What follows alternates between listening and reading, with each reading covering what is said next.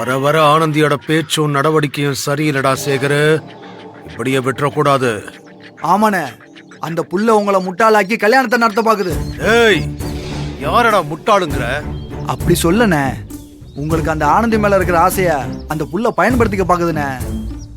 அது தெரியாம நீங்களும் மண்டபத்தை விட்டு கொடுத்துட்டீங்க. கல்யாணத்துக்காக பஞ்சாயத்து சார்பா பணத்தையும் கொடுத்துட்டீங்க.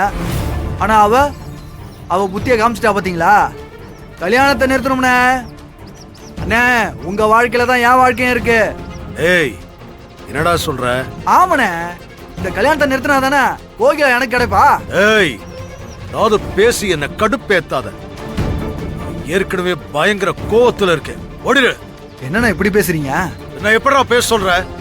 ஊர் உலகமே தெரியாத அப்ராணிடா அந்த பொண்ணு. அந்த பொண்ணை வலிக்க கொண்டு வந்து கல்யாணம் பண்ண துப்பு இல்ல. உனக்காக நான் என்னென்னலாம் பண்ணேன். அந்த கோகிலாவை எப்படியாவது உனக்கு கட்டி வைக்கணும், உனக்கு அவ பிடி கொடுக்கணும்னு செங்கல் சூழலா வாங்கி கொடுத்தேன். வீடு வரைக்கும் போய் பொண்ணு கேட்டு அவமானப்பட்டேன். இவ்வளவு பண்ணியும் உன்னால அந்த பொண்ணோட மனசை மாத்த முடியாம போய் துப்ப கட்ட நிக்கிற.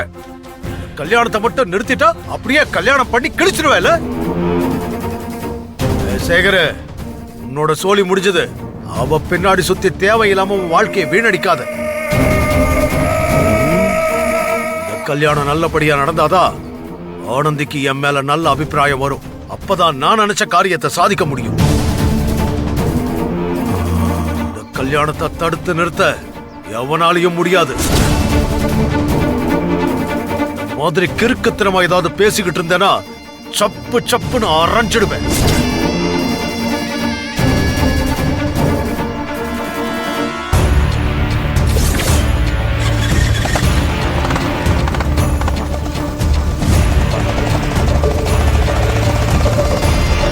என்ன சேகரே, அண்ணன் கோகிலா உனக்கு இல்லைன்னு சொல்லிட்டாரு. இப்ப நீ என்ன பண்ண போற?